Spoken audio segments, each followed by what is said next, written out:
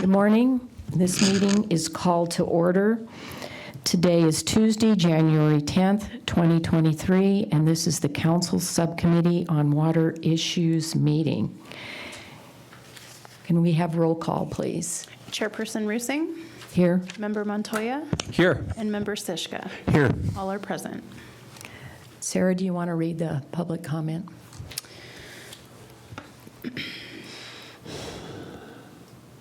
Public comment will be accepted following each agenda item and is limited to 3 minutes. Please complete a comment card and return to me. Speakers will be called in the order received. Thank you. Okay, we're going to start off with item 4, discussion and action items. Presentation and discussion regarding monthly update for PFAS sampling at the City of Prescott's water production wells. Good morning, Steve Olford, Utilities Manager. Good morning. Coming to you this morning to discuss our favorite contaminant, contaminant of the month, or as the year ago is. We're talking about our PFAS and a sampling process that we've been continuing on. The memo I gave you is a little outdated because hot off the press this morning, of course, in the email here was the sample results for, not the MCL. I know you're looking, going, this is the MCL, right? This is the results from our last PFAS test that were taken in December of 2022. The good news is there's very few changes. Everything is falling right in line with these results here from November, pretty much clones of what we saw in December as well. The only anomaly is that we did get a concentration on the EPDS 11 for PFOA. It was just right at the detection limit. That's the combined mixed water coming out of the Chino well fields. We're working to try to mitigate as much PFAS as we possibly can just by rotating wells. At this time, one of our biggest challenges is trying to maintain arsenic concentrations low, PFAS low, and still maintain our wells.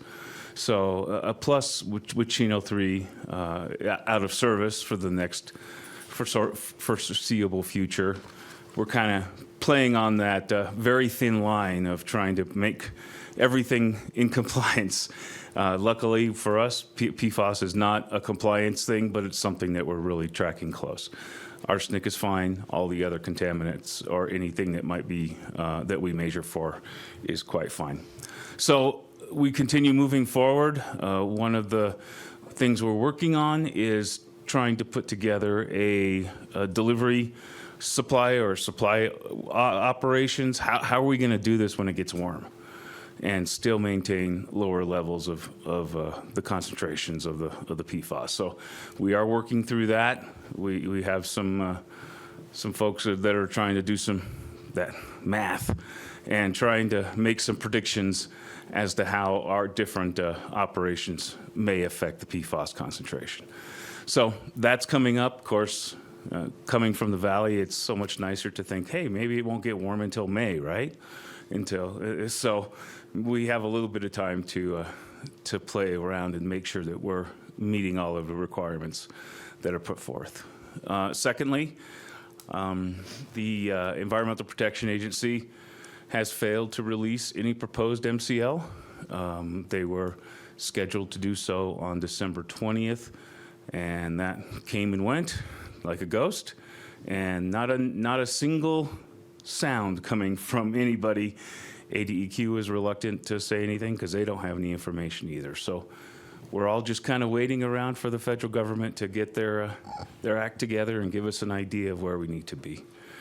So with mitigation concerns, we're standing still until we can get an idea of where we need to be. Okay, well, thank you, Steve. Going forward, we're going to continue testing the wells. How often are we going to be doing that? We're going to test in January, and then we're going to test quarterly, unless we see something that tells us that we need to test more often. Okay, and I remember we had a problem with the lab with containers. There was a shortage of containers. They've caught up with the It appears so. materials. We haven't heard any other continued troubles. However, we kind of know how that goes. Tomorrow, it could be we have a shortage of lids. I mean, it could just, the smallest pieces can really cause us issues. So at this point, we're moving forward. We're doing everything we can to keep sampling as it is. And then when you say when it continues to warm up, that's because you assume people are going to be using more water, History has told outside us. watering. Yes, ma'am. And so we may have to be prepared and keep an eye on that and maybe let the public know that if we still are having PFAS issues, to maybe be more aware of their watering outside and their water use so that we don't overtax our supply. Well, we have plenty of supply. We have plenty of water. The water meets all of the regulations that are set forth. We're just being extremely careful with this PFAS contaminant. Okay. Yes. All right. So, but as it gets warmer, yes, we will go from about 4.5 million gallons per day as it is right now to up over 11. So we will have to put all of our supplies in Okay. in use. And and I assume we've been laying the groundwork for mitigation, filtering? Right. Well, one of the things that we're going to need to do is decide what direction we're going to want to go. We are able to control some of our issues with the blending, but we're not going to be able to do that throughout the entire system. Okay. And so once we get an MCL established, a proposed MCL, then we'll be able to have a much better idea of which wells are going to need to be treated. If any, we're really crossing our fingers. Chino, Airport 5 is going to be probably the one that we're going to have to deal with. Hopefully, all the other ones are underneath the MCL. So, yes, we are still moving forward, just not at light speed like we were this summer. So we're slowing down. Okay, thank you. Brandon? Thank you, Chair. I have a question, Steve. And I think you've already answered this, so forgive me if I'm making you repeat something. But is it the case that, based on what our historical demand is, looks like in the summer, that with the mitigation strategy we have in place right now, would we be able to meet that demand that we saw in the most recent summer with what we're doing right now? No, sir. Okay.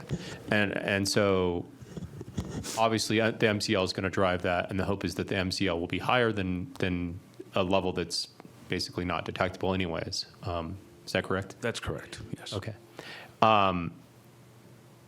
Okay, that's it. Kathy, I'd like to say something. Mr. Shishka? Thank you, Chair. Even with airport well number, what is it, number 5? Yes. At, what is it, 9.5 right now? It's averaging about 9.5 for the PFOS. It's far Yes. below what the former current standard was from EPA, right? Yes, sir. Okay. The original standard that came out, the health advisory that came out in June of 22 was it was 70 parts per trillion Okay. before that announcement when they brought it down to the Okay, current thank House. you. Yes, sir. Thank you, Chair. Okay. Any comments from the public? No. Okay. All right, thank you, Thank you. Steve. Thanks, Steve.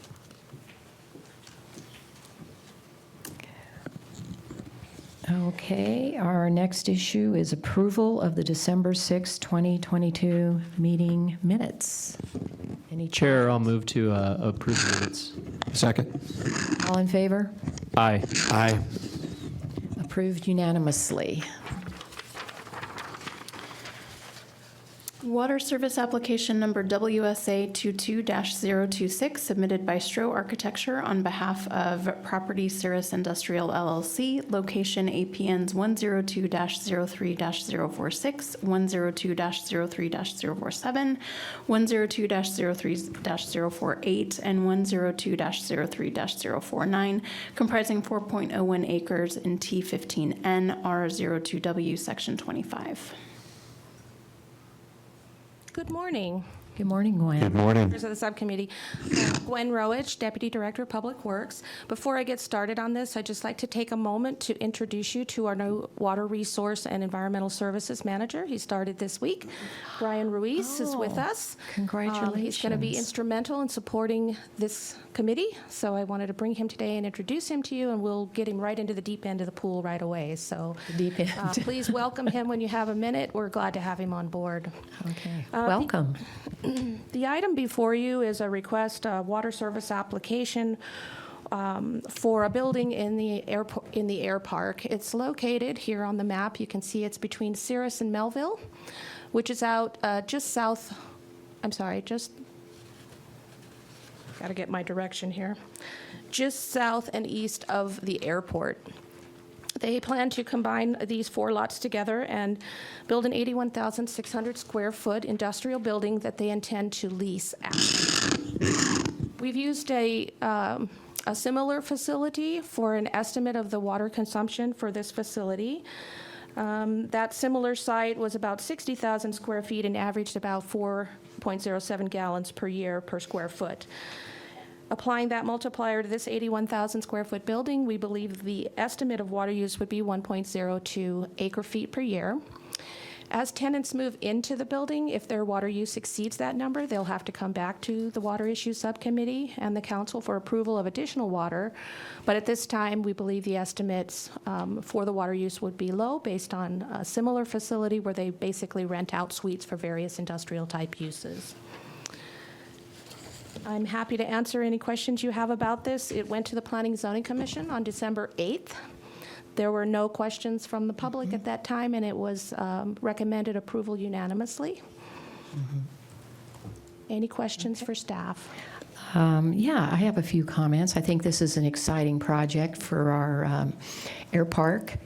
And I have a question as far as we had a few, made a few comments about our landscaping palette, how it should be different for air park and industrial uses, because we really, since it is an industrial park, we really don't need to worry about too much beautification, I guess, especially since it's so close to the airport. We don't want to be planting a lot of trees. So I was wondering, has there been any progress or any thoughts? Maybe we should have a discussion about landscaping in the air park and industrial areas in the future. So I can tell you that in December, the staff assembled and we put together more policy-wide, a list of things that have come up since the policy was implemented in April, and landscaping is real high on the list of things that we would like to take to the mayor's ad hoc committee on water issues and talk about, because this project is the perfect example of a low water use user that's pushed over the threshold because of the landscape requirements that we're making them do under our land development code. So we've seen this pattern repeated. This is one of the few that have come through here just recently that has actually had to come to the Water Issue Subcommittee. But we're seeing a consistent pattern of, there's only 2 bathrooms in this whole building. Our business is not based on water functionally, but the landscaping requirements push us over the top. So we have identified that, and we've sent that on to the ad hoc committee to talk about potential changes to the landscape ordinance within the land development code, and so we hope to be working on that. And I know Tammy's here in the audience with us, Tammy DeWitt, our community planner, and that's on their radar as well. Well, thank you for proceeding with that. I think that's going to be very helpful, especially when summer rolls around and people are having to do their outside watering to keep their landscape going. So they're asking for 1.02 acre feet per year? That is the estimate, yes, Madam Chair. Okay. Any comments? Chair, I have a question. Gwen, are you suggesting that the water demand for this facility would be lower if they didn't have to conform to the land development code landscaping requirements? We believe they would have fallen under the 1 acre foot minimum. Absolutely, for sure.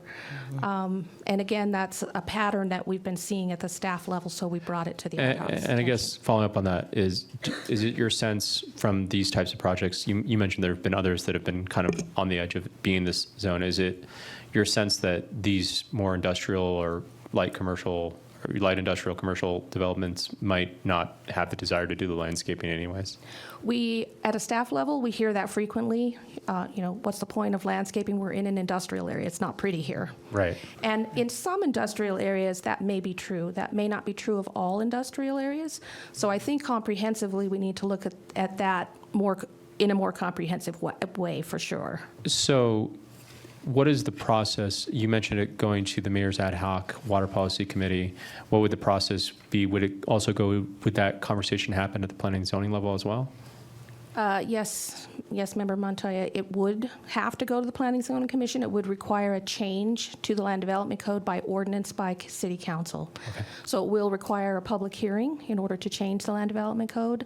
So yes, there'll be quite a bit of public involvement in that. And staff has already kind of started. It sounds like you guys have already kind of moved the process forward to make this change potentially. We're talking about it at its most basic level. We'll have to get into the details, but yes, we've identified it and we're working on it. One thing I'll just throw out there is as you consider this change, you might reach out to some of the community stakeholders. I know Sandy Griffiths is always one of those folks who's very tapped into the development and contractors and the people who do a lot of the work to build structures in our community. So it might be worth just seeing if she has comments or thoughts, or any other stakeholders that are out there that you might have a better sense of than I.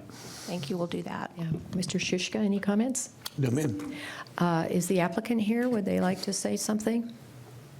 I am here, but I have nothing to say. Oh. Well, thank you for investing in our community, and I was I just had a question as to if you have any idea who the tenants might be, because this is a pretty big building. I assume you're going to be building a shell first and then doing TIs later? Yes. Okay. And at this time, we do not know Okay. who will be renting.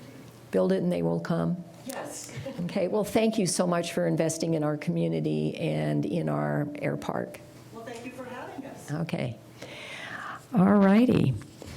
So, any motions? I'd like to move to recommend forwarding WSA 22-026 to council for approval. Second. All in favor? Aye. Aye. Passes unanimously. I forgot to ask about public input, but I'll I let you guess- know if there's Okay, any. thanks. Water service application number WSA 22-033 submitted by Granite Basin Engineering on behalf of Tanbit Company, location APN 103-20-596S, comprising 13.9 acres in T14N R01W, section 31, southwest 1/4. Okay, so on the screen is a map that shows the location of this application. It's located just south of the Gateway Mall, off of Gateway Boulevard, and a new street called Palmer Lane that was built by the applicant. The request on the application is for a 209 multifamily dwelling unit project, and let me just put up the site plan for that. This is the site plan. You can see it's directly off of Palmer Lane and Gateway Boulevard. The domestic water was based on the water resource management model at 0.12 acre feet per dwelling unit for a total of 25.08 acre feet. There's approximately 2 acres of landscaping at 1.5 acre feet per acre, so 3 more acre feet of water for the landscaping. And then they will have some amenities on the site, such as a pool and a clubhouse, which we've estimated at 0.92 acre feet per year for a total of 29 acre feet of water for this project, acre feet per year. Under the water management policy, under policy 14, any project that exceeds 50% of the remaining water budget, which we just started, has to request an appeal or wait until the next budget period. This project exceeds the water budget for January to June of 2023. The water budget for residential projects is currently at 25 acre feet. So the applicant filed an appeal as part of their application for their request. In a few minutes, I'll ask them to get up and talk about the benefits that they believe this project brings to the community. That's one of the considerations that council wanted to put in place for larger projects that might exceed the water budget. As you know, on December 20th, staff sought a clarification to Water Policy 14 from the council, which we received. Should the council decide to approve this water application, the water that is set aside for this project would not be included in the water budget, and the water budget would remain for other projects that come along in the 6-month period. This project did go to the Planning and Zoning Commission on December the 8th. There was no public input. The Planning and Zoning Commission recommended approval of the project unanimously. The applicant is here, so if you have questions of staff, we're happy to answer those before we have the applicant come to the microphone. Chair, I have a question regarding, probably more a staff appropriate question than for the applicant. I'm curious, after we had the last discussion about the water budget, and I know that this application, the premise of this application was part of that conversation. I guess in my mind, one of the questions I have is, we talk about this water budget that we've established. I guess to me, one of the members of council made a suggestion that it's like a family budget, essentially, that you have an allocation and you're doling it out, and an appeal of any sort is essentially like an extraneous expense. So imagine if you have a family household, suddenly you have a certain budget that you live by every day for your day-to-day expenses, and then, we got to buy a new car. And so that's kind of the premise that one of the members of council suggested. I guess one piece of clarification that might be useful for me, and I would imagine the rest of council and even members of the committee, is an understanding of what the unallocated demand is that we're really drawing off of. Essentially, what is our bank balance that drives the budget? And in my mind, I think of that as the uncommitted demand in our decision and order, which it might be helpful going forward to have context around that. Can you give me some insight to that? I can. So last year, when we were looking to adopt the water policy, we were working off of the premise that the water resource management model, so let me back up. The city built a hydraulic model that is fed data from people's water meters. So every single water meter in the city feeds the data into the water resource management model. The model tells us how much water we're using today. It also tells us how much water we've committed through contract and the estimate of how much water that will be used. And then we project how much water will be used on lands that we have no commitments for. We weigh that against the city's decision and order and how much water we're legally allowed to pump through the Arizona Department of Water Resources from this AMA. At that time, just about a year ago, the amount of water that we estimated to be available was upwards of 1,900 acre-feet. We update the model every January, so I can't tell you what it is today, but that's what it was a year ago. What will be interesting to see is when we update the model this year, how the numbers have changed. Because we assume when we estimate new water uses coming into the model that the amount of water used will go up. However, some people use less. One Right. business leaves, another business comes in. In this body and in this process, we track people who are asking for more, but we don't track who's using less. So what will be interesting to see when we update the model this year is, are we still upwards of 1,900 acre-feet, or has that number declined?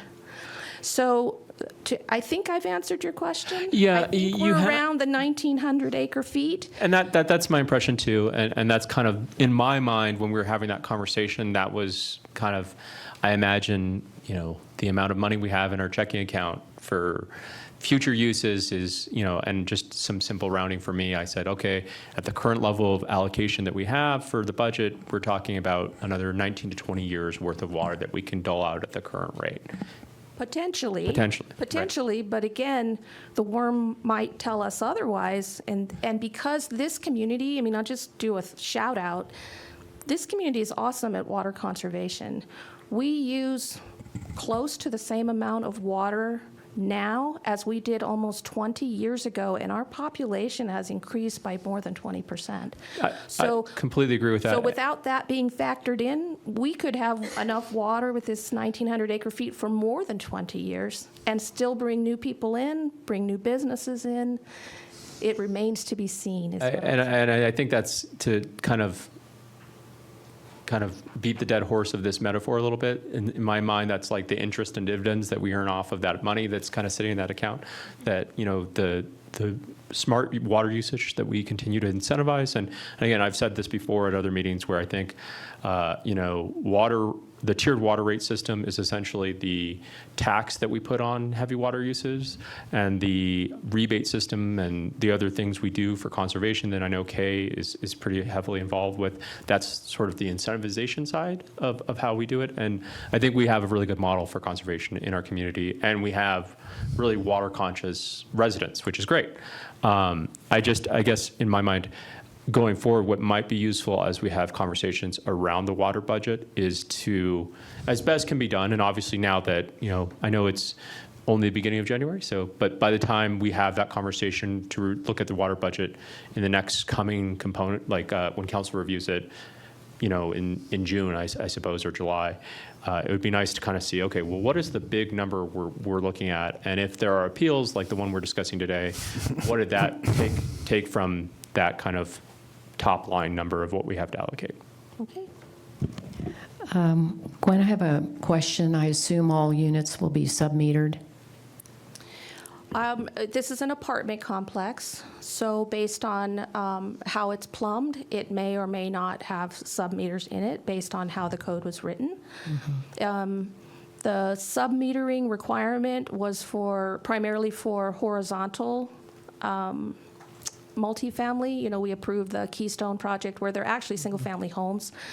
This can be a little bit more difficult based on how they do the construction, so this building may or may not be sub-metered, but each building will have its own meter. That is a minimum. So we can monitor water usage within this development individually to some degree. Okay. And then I have another question. The whole property's been graded and prepped for construction, even the property across the street on the other side of Palmer Lane. Was there any grading permits or preliminary plats submitted before the property across the street was graded? Do we know what's going in there? I assume more apartments. Madam Chair, I can answer part of that question. There was grading that occurred on the site. Yes, there was a grading permit. That was done when they built Palmer Lane. But I'll let the applicant speak as to their intentions for that land in the future. Okay. All righty. Mr. Shishka, any questions for Gwen? No, I'm good with this. Thank you. Okay. And this, I just want to be clear, this is the appeal hearing today? This is a recommending body. Okay. But yes, this is where the applicant has the opportunity to present Okay. the benefits of this project and to the community in order to receive an appeal of the water. Okay. All righty. Thank you. Is the applicant here? Yeah. Would you care to speak?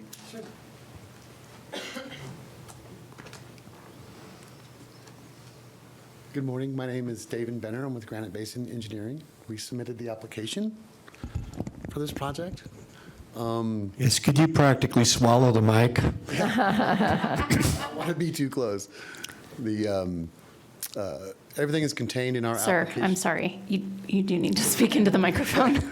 Get closer to it. As Gwen stated, we've submitted the water demand analysis and the required appeal for this project. We've estimated the water to be about 30 acre feet based on averages provided by the city of Prescott. We actually believe the water demand to be about half of that based on other projects that the developer has in the city of Prescott. So we're confident in that use and that projection that it'll be about half of what is estimated and being requested in this application. Okay, let me interrupt there. That's an interesting concept there. The developer has another project in the nearby location called Winfield at the Ranch, right there on Highway 69. Any idea how much water that apartment complex uses? I'm going to turn it As over to the owner comparison? here. Good morning. morning. My name's Tanner. Happy to answer any questions. So yes, I developed the Winfield Apartments, which is less than a mile away from this site. So that one, I currently have the management company. So from inception, from day one to last month, I have paid the water bill there.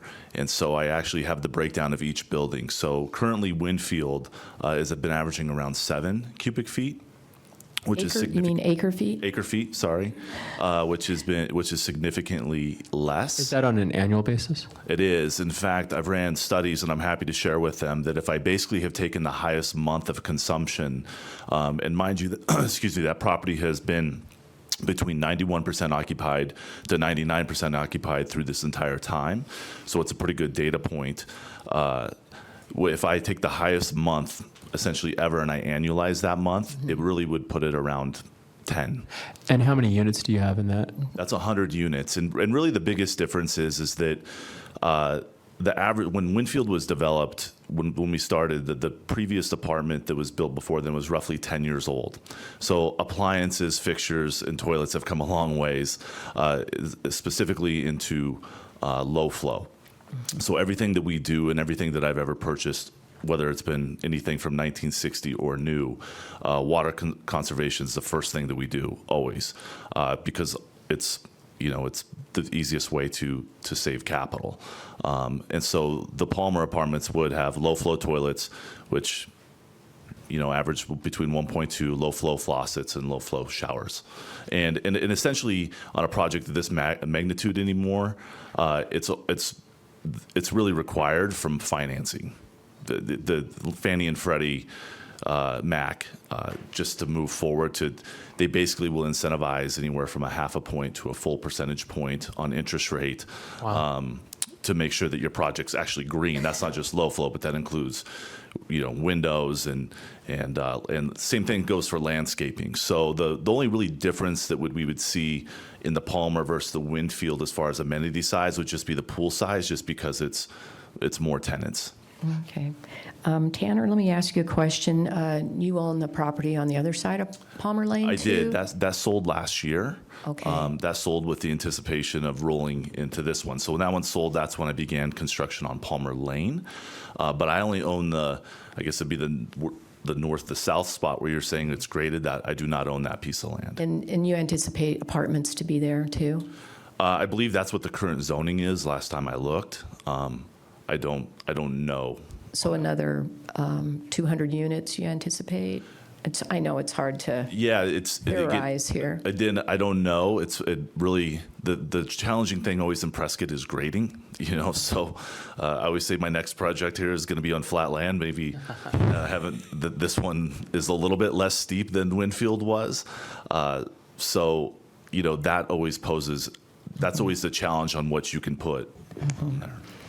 Well, I just would like to say, the purpose of this appeal, since we're busting the water budget, so to speak, 29 acre feet with your project, so the big question is, what is it that you bring to the community that is exceptional and will be something that will make us want to make an exception for your policy? Certainly. For our policy. Certainly. So, not to backtrack, but when we developed the Winfield, everything that we do in my space is data driven, and unfortunately, Prescott didn't have any necessarily data. So we thought we knew who our tenant base would be. We thought we knew their needs. We had a lot of thoughts, and we hit most of them. Now we know a lot more.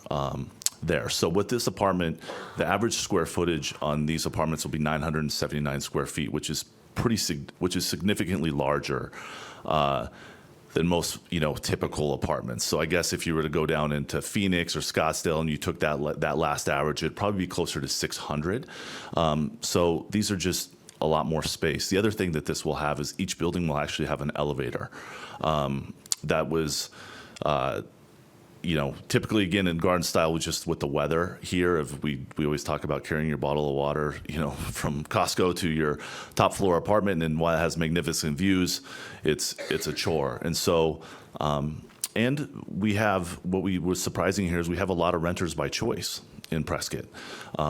So yes, there's workforce housing, but we also have a lot of people that have chosen to simplify their life in a manner. So Size. yeah, so all of that has gone into the design components. In the clubhouse, we have things that are fairly unique. So obviously the pool, the gym. We actually have a woodworking room. So we spend a lot of time on if somebody is going to actually downsize, what are they going to miss? And, the topic usually comes to the garage.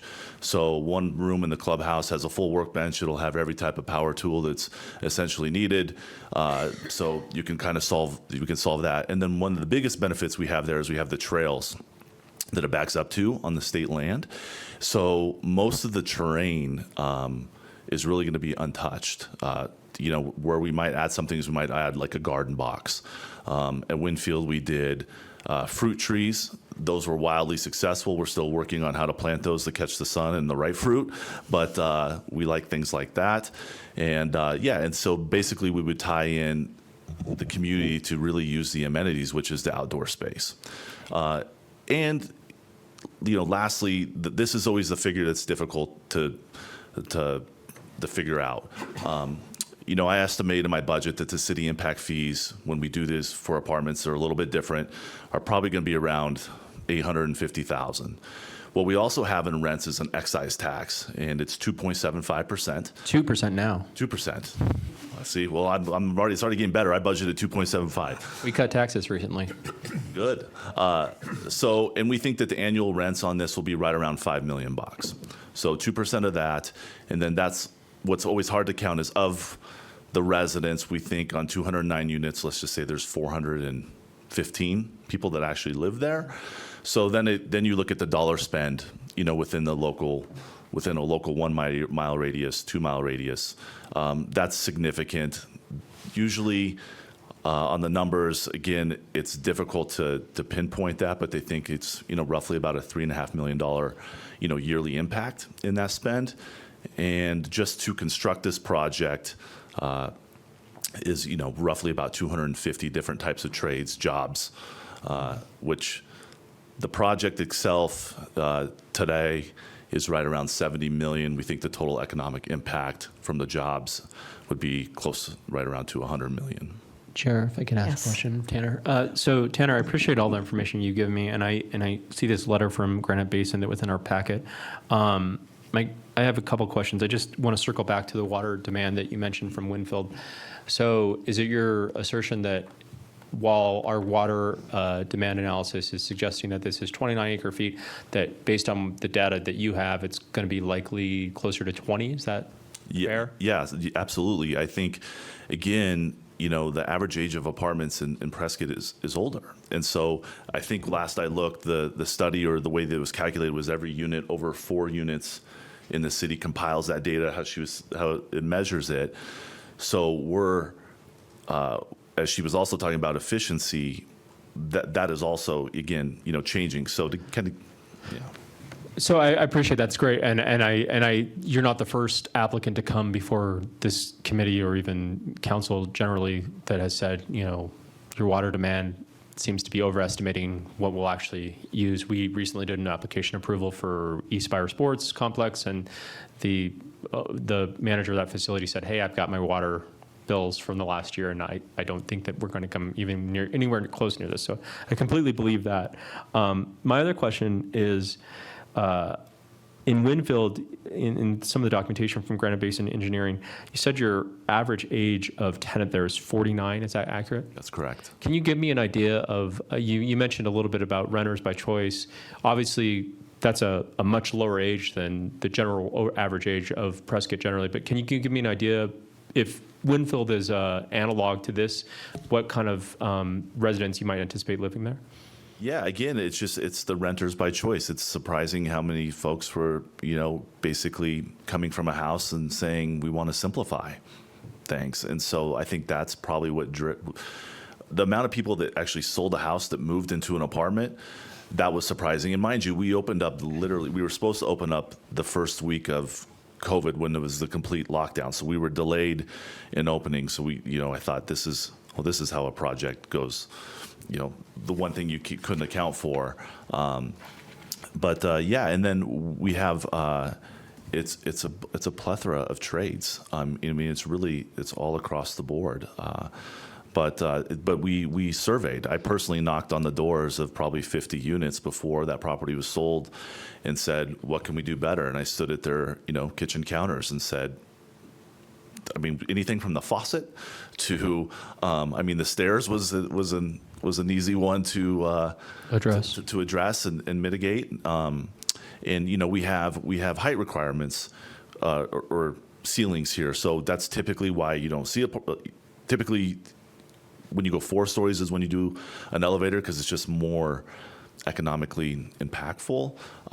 This one doesn't make financial sense to do the elevators, but it makes complete sense to have a superior product. Sure.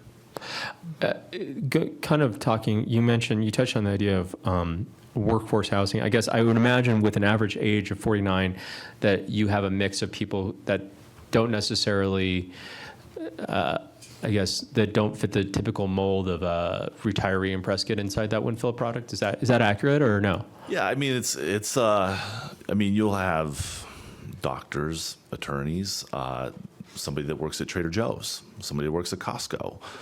So workforce housing is a very broad term. Sure. It gets thrown around, loosely. So the way that I look at workforce housing is you can take either a 5-mile radius or a 1-mile radius and say, okay, here's the median income. And what workforce housing says is if you take 60 to 120% of that median income, can they qualify to pay the rent? So our qualifications for rent is you have to make 3 times gross the rent payment to live there. So yes, if you take that area, this specific area, and you do that math, this is workforce housing. Do you have an idea of, and I guess again, assuming that Winfield is a little bit of a kind of an overlay to this, what is and maybe this is too early in the process to know, but do you have an idea of what your rent per product would look like in this facility? So we break it up in like a per foot basis. So I guess the easiest way to do that is to say if it's 1,000 square foot, maybe you're at $1.85. Now, components that change that is financing, construction cost, things of that nature. So, we'll have, like I said, our smallest unit is 725 square feet. The largest one is 1,350 and change, but the average is 979 over the, and it's really close to, almost 50-50 in 1s and 2s. Okay, I have a question on Granite Basin Engineering report. It says Winfield average income. I assume that's the tenants, what their income is? That's correct.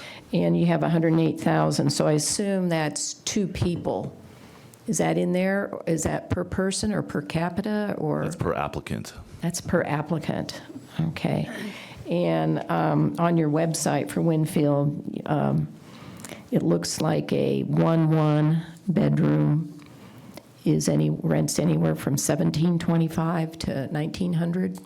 Yeah, so we're the management company, so I don't dictate those rents anymore. But that was, and typically where you're seeing the difference in the delta of the $1,725 would be if the view is really what it comes down to. Yeah, and then a 2-bedroom, 2-bath, a little over 1,000 square feet is about $2,000 a month. That's correct. And then you have a 2-bedroom, 2-bath with some kind of a loft, and that's $2,850. Yeah, there's 4 of those. Those have a garage entrance. They're, again, a loft units we pull in. Those were, again, just to speak candidly, that's the market set the prices on those. That was surprisingly the demand. That was not the original pro forma, but the demand and the line out the door for those has been quite a bit. Boy, that's interesting. So they're kind of more the luxury end. Well, they weren't designed that way. It was designed again for workforce housing in the market because of the shortage. Essentially took that there. So where the prices at Winfield started to where they're at today was just surely that's how we calculate it. It's the line out the door. If we have, it's very just simple supply and demand. And now what's been interesting is, again, with home prices more on the financing side, typically that puts more stress on rents there. So the one thing that you can alleviate is actual supply. So right now what's happening is if somebody's seeking new apartments, for the most part, today they're driving to the valley. This is infill. This is Prescott is. I appreciate all the rules. I've did it before and it went well, and we like this. We like this community. So, we believe that there's a strong demand, and I personally need to believe that because it comes with a full set of personal guarantees and risk. When I looked at the website for the Winfield, it looks like you had like you said, very few vacancies and maybe a wait list for certain. Yeah, so it ebbs and flows, but the hot debate is it the 1-bedroom or the 2-bedroom that folks want? And so you'll see again as the economy turns, you'll start to see the 2-bedrooms sometimes fill up a little bit faster. People, pull in roommates, kids, that types of things. So will this be a portfolio property for you, or are you going to sell it in 5 years? Yeah, I regret selling Winfield every day. The only reason I did it is because of this project here. So, not that but yes, it's a portfolio. Palmer, the name Palmer is actually, it's my daughter's name. So it's, so we're here. I can't get to Prescott enough. So. Okay. Well, any more questions for Tanner? Yeah, I just have a comment. Since this is the Water Issues Committee, Yeah, sorry. I would like to give you my support for this project. Excuse me. And say that I think that the water that you're requesting, the appeal that you've got is well worth it. And I'm going to vote to pass this on to council for approval. Thank you. Okay. Before we go there, though, any more questions for Mr. Tanner? I just want to make a comment too. I guess I think one of the things that you're talking about that I heard you say in your most recent remark is the supply side of workforce housing a little bit, and I guess to me. Supply and demand economics is pretty straightforward. If you don't have a supply, then the cost goes up. And so in the sense that you're kind of increase the supply by 209 units, that's a generally good thing. The infill piece is a good thing. You've documented in the packet pretty well your economic impact. I think this is worthy of approval, and so I'm gonna also support it to move forward. I think I guess one thing I would tease out is, we last year, one of the things that council did was we did establish a workforce housing commission to kind of look at things like that. And I would invite you to engage that new commission and kind of share some of your insight as a professional with that. Because I think it's a real issue. I also don't think that the solution is for this body to necessarily dictate the terms of development. I think supply kind of is the critical part of that problem. So in the sense that you're filling a need and you're doing infill, and you're going to drive economic growth in our community, it's a good thing. But I would put that thought in your head that maybe if there's insight that you have from your professional perspective to give to the city, that insight would be welcome. Yeah, I'd appreciate to do that. I think sometimes people confuse workforce housing for affordable housing. I think that's where and I'm happy to develop affordable housing and talk about what that takes, because it's just a different model that can be successful for everybody. But it has to start first for being successful with the resident. That's the affordable component. Really what that does is that's just requiring a certain percentage of the apartments to have basically 30% less than the other rent. You got to hold all that. But I'm happy to throw my 2 cents in any of those. and I like to clarify, to me, when you say affordable, it has to be affordable for the workforce. That's We're right. not talking low income. Yeah, so exactly. So it's basically if we go get a goods or a service, that they can live in the general area, in the area which they're providing those goods and services. Okay. Well, thank you very much. I guess we have some public comments. Do Bob Foy. Thank you. I'm sorry, my spelling's wrong. Fox, F-O-X. Okay, sorry. Hey, I live at Indian Springs in the ranch, which is very, very close to that. And I was surprised to hear the lady earlier talking about this going to the Planning Commission. Not aware of any of us, aware of this. I'm a little concerned about the traffic congestion in that area. The gentleman's talking 400 residents. That's probably 350 to 400 cars going in. But as a retired engineer, one of the things we always did is in my business and profession was we designed the box. We understand the size of the box, what our parameters are. And one of those parameters on this is the water requirements, 25 acre feet. So knowing that, why was the development developed at 209 units? Why wasn't it made smaller to fill within that box of the 25 acre feet? And then developed a number of apartments to meet that requirement. But it sounds like you guys have already agreed to, or your position is to move forward. So I'm just bringing out my concerns. The other thing, the gentleman was talking about Palmer Road and the grading there. And talking to the Lees, they are looking to develop, part of that is standalone homes or housing. And one of the things they're driving for that is they get a lot of inquiries from people from the ranch that are older that want to move into property that they don't have the outside maintenance. And that seems to be what's driving what this gentleman's saying is people don't want the outside or things. I think we do need housing, but I'm concerned about the density and the water being approved and not staying within the requirements of the 25 acre feet. So that's all I had to say. Okay, thank you, Bob. And I did learn a lot about the development that we didn't know. I didn't know previous. The Winfield that he talked about across the street was very well done. It's very nice. And I'm assuming this will be done just as nicely as that was. Okay, good point. Peter Krupnik.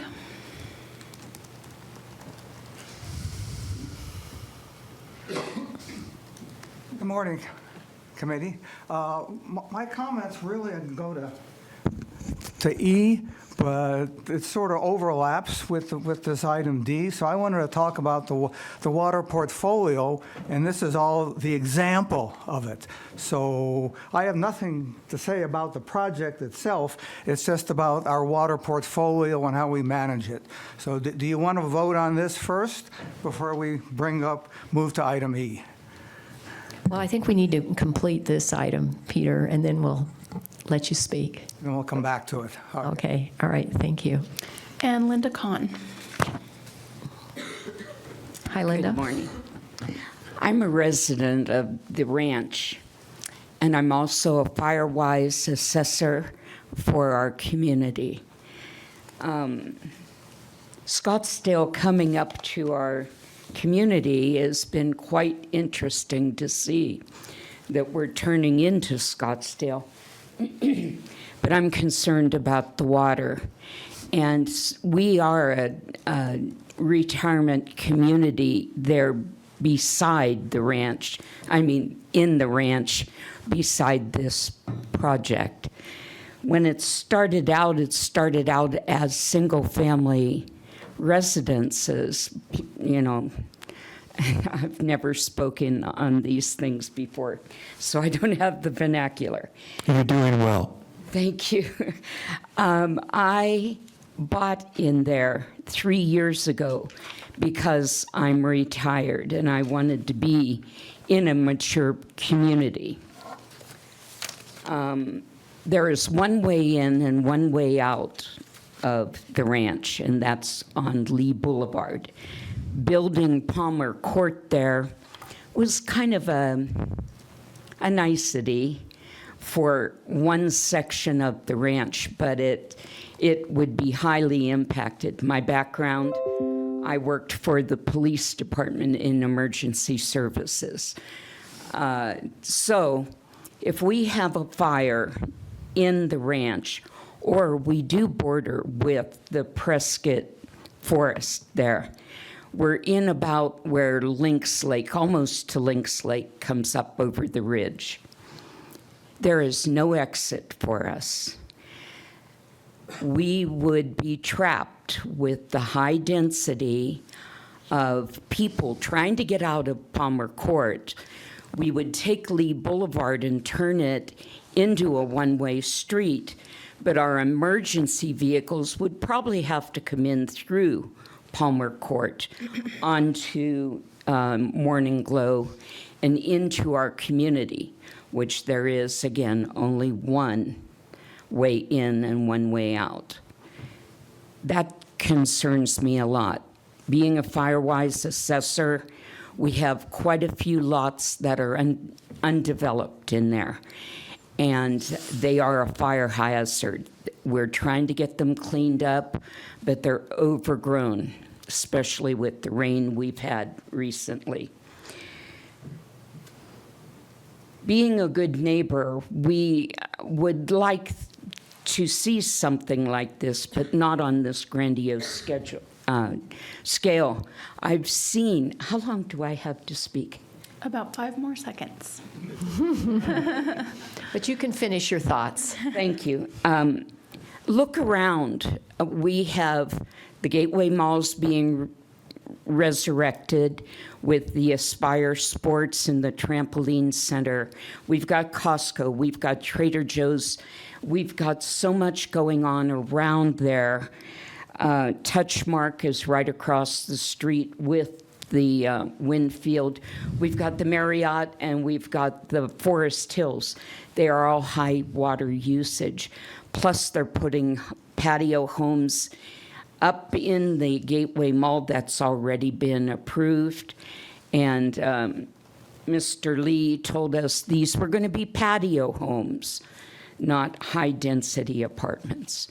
So I would like you to consider that. Thank you very much. Thank you, Linda. That brings up an interesting question. I assume the apartments are going to have sprinklers? I believe so, Mayor Pro Tem. I believe they'll meet the criteria under the fire code for that. Does Mr. Tanner? Yes, that's what I thought.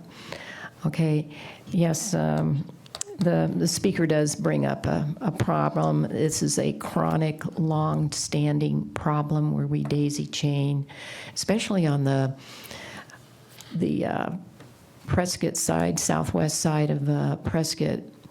On the Pine side, we have communities that are just one daisy chain after another with one way in and one way out, and that's why we need to be prepared. And it's the wildland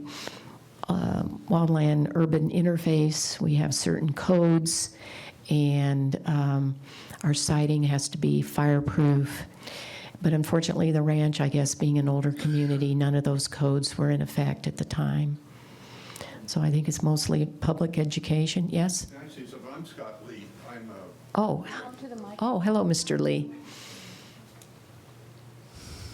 Let me explain something. I want to say 15 years ago, we required everything that was being built in the ranch to be fire resistant. We had non-flammable exteriors, concrete roofs. It's, we've really taken a lot of steps to. I'm sorry, yeah, we're way off the agenda Yes, topic thank right you. now. We need to Okay. bring it back to the water service application, which is what's before the Okay, well, I subcommittee just right wanted now. to clarify some of the things that. That's not the agendized Okay. topic, though. That's what I thought you were asking We get for. your point. We can talk about it Okay, thanks. later. Thank you, Mr. Lee. Sorry, that was my fault. I wandered off. Chair, if I could bring us back to the topic, I think when it comes to this application, we've heard some public comment. I would suggest that one thing that I would point out to clarify is that all that is charged with this committee today is to approve the water service application. When this item comes before council, and I don't know what the schedule is for it to appear on a council agenda, but it might be worth noting that. But that will be a process where we approve the kind of the plan, site plan review and the water service application. And at that point, I would imagine that there will be an opportunity for any resident to come and kind of make their case for concerns around traffic or things that really aren't the purview of this committee. What we're really looking at is the water allocation. And I will make the motion to recommend forwarding this WSA 22-033 to council for approval, in part because I've been fairly convinced of the sizable economic impact. This is infill development, and I also think that one of the things that was really clear to me is that the water demand analysis that's been performed is probably, and no offense to the WORM model and the folks at Public Works, is probably not completely accurate. And I'd love to know, if this item moves forward and it gets approved, I'd love to know in a year from now what the actual demand looks like going forward. And I'm not casting aspersions at the worm, Gwen. Is that all part of the motion? No, just the approval for recommendation. Yeah, and I'd If I like, could just. Well, I'll second it. okay, If I wait. could make a comment, I Yes, think I go can in. provide some clarity. The estimate that the WORM puts out is an average. So the applicant is correct. We expect there to be newer projects that use less water, but we still have older products in our communities that use more water. So the WORM is an estimate, and in the first 5 years, we estimate the water use until we see the actual water use, and that will affect the WORM over time, which goes back to my earlier point of 5 years from now, we could still have 1,900 plus acre feet of water available because we're getting smarter and we're using less water. But today, the average is 0.12.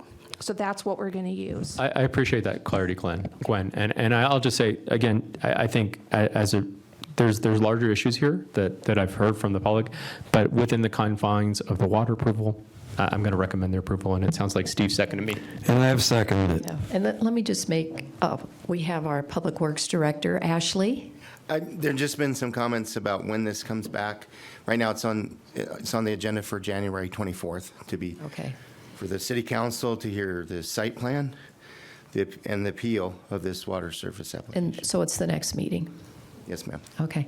And then I would just like to clarify, Tanner said that his 100-unit apartment, Winfield, used 7 acre feet. Was it 7 or 9? It was 9. He said 7. But he meant 0.7. 9. So from September, from September this year to the last year, it used 7.789. So just round it up to 8. And so that was for 100 units. So if you extrapolate 200 units like this, it'd be 16. Okay. All righty. So let's, we have a motion already? He made a second. You second it. Okay, all in favor? Aye. Aye. Passes unanimously. Thank you.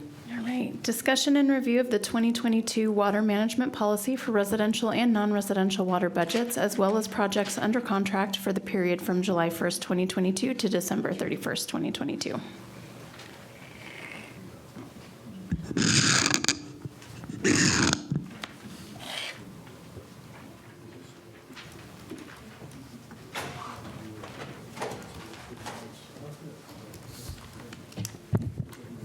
Good morning. I'm Ben Easley, civil engineer and permit supervisor for Public Works, and I'll be presenting the numbers.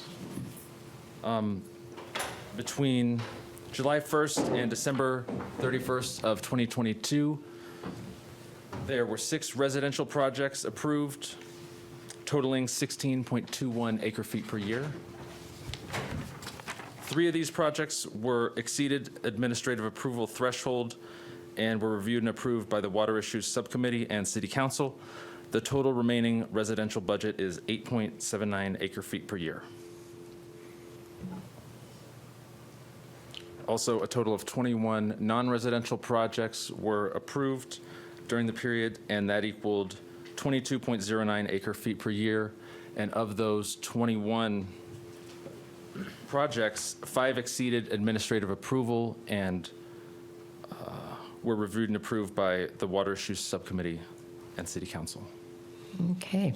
The total remaining non-residential budget is 2.91 acre-feet per year.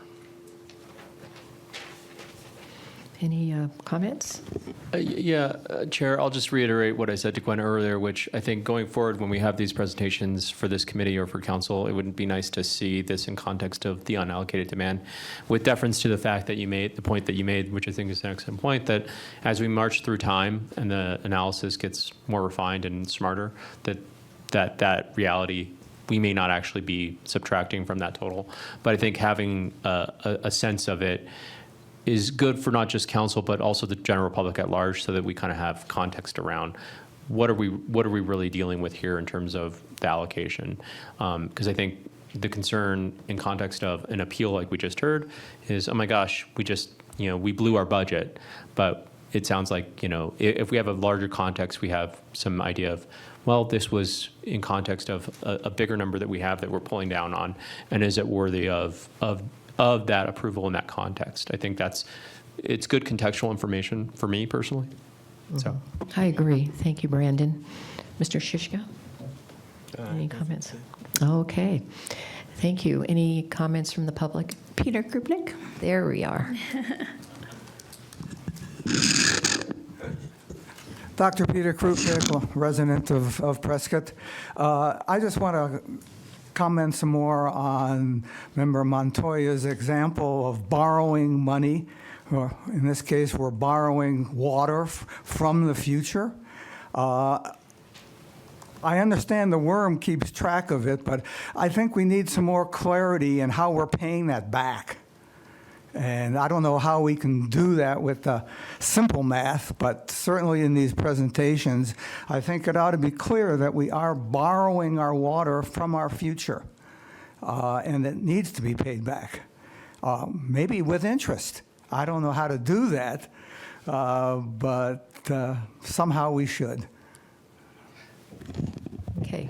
Brandon? Peter, just to speak to your comments, I appreciate that. And I think, Dr. Krupnik, I think that in my sense, having that greater context it will begin the part of having that context to look at it in a bigger picture.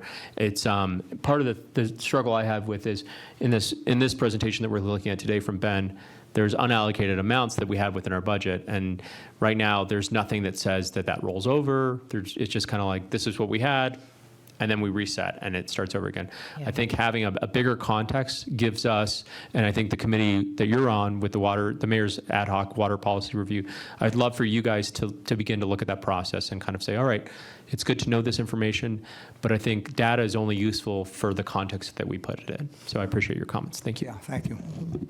Okay. Thank you. Any other comments? No. All righty. Okay, thank you. Now we're going to move on to general announcements from the staff. And I believe we have another meeting at 11:30. 11:30. Okay, thank We you. don't have any general announcements today, Mayor Pro Tem. Okay, thank you. I'm sorry, Chairman. Still having a hard time with that one myself.